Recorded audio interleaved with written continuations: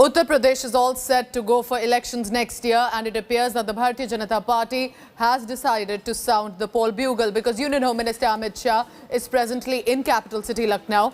He has laid the foundation stone of the Institute of Forensic Sciences. He's also planted a sapling to mark the occasion, and Home Minister Amit Shah then shared the dais with UP Chief Minister Yogi Adityanath addressing a gathering.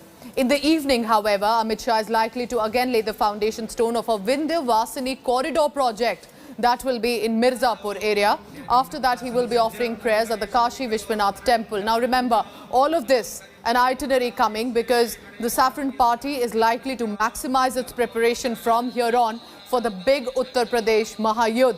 India Today has accessed the blueprint of its plan, which will be aiming to improve its 2017 achievement in Uttar Pradesh. Remember, UP is one of the most important states for national politics. The Bharatiya Janata Party has zeroed in on 80 assembly seats, which have never been won till now by the BJP. They will be, of course, aiming at Rai Bareli, Akbarpur, Etawah. That will be on the BJP's radar for 2022. UP में जिनको सरकार बनाने के सपना आ रहे हैं, उनके कान तक ये आवाज जानी चाहिए। मेरे साथ जोर से बोलिए, भारत माता की, भारत माता की। हमें ट्रेन मैन पावर मिलेगा। आज पोलिसिंग जो 20 साल पहले कल्पना थी, वहां तक सीमित नहीं रहा। जाली note, narcotics, narco terror, terrorism, cyber अपराध, आर्थिक अपराध, हथियारों की तस्करी, गौ तस्करी, अनेक प्रकार के अपराध ऐसे आ गए हैं जिनके सामने लड़ने के लिए देश के पुलिस बल को सज्ज करने की जरूरत है। और उसी को दृष्टिगत रखते हुए ये नेशनल फोरेंसिक साइंस यूनिवर्सिटी और राष्ट्रीय रक्षा यूनिवर्सिटी की स्थापना देश के प्रधानमंत्री नरेंद्र मोदी के प्रेरणा से गृह विभाग ने करी है। और मैं मानता हूं कि इसी के साथ अगर यहां से एक ट्रेन मानव बल प्राप्त होगा तो वो दिन दूर नहीं है कि हर जिले में उत्तर प्रदेश के एक मोबाइल फोरेंसिक वाहन हम उपलब्ध करा पाएंगे और रीजनल एफएसएल के सेंटर भी बना पाएंगे।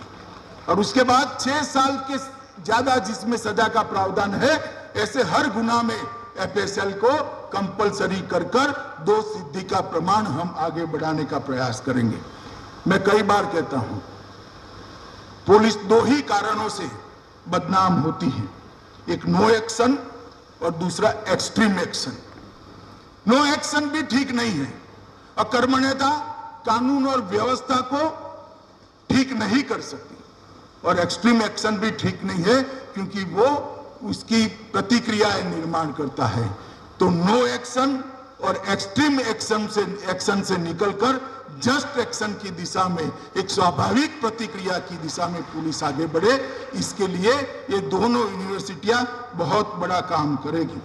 मित्रों, आज मैं यहां पर आया हूं तब इतना जरूर कहना चाहता हूं कि उत्तर प्रदेश के अंदर मैं अखबारों को पढ़ता रहता हूं, अनेक प्रकार के इधर उधर के बयान आते हैं और चुनाव आने के बाद एक्टिव होने वाले राजनीतिक नेताओं की संख्या सबसे ज्यादा उत्तर प्रदेश में है।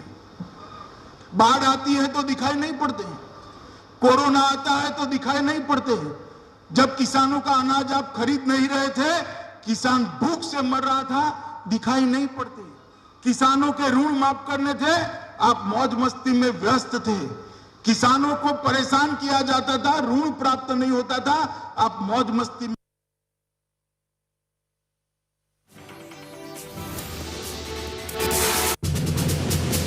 That is Home Minister Amit Shah speaking. Remember, of course, the comments that have come in from the Home Minister appear that it is the poll bugle that's also being sounded in the state of Uttar Pradesh. It's an elaborate itinerary that has been planned. Home Minister is presently in Lucknow city, the capital city of the state.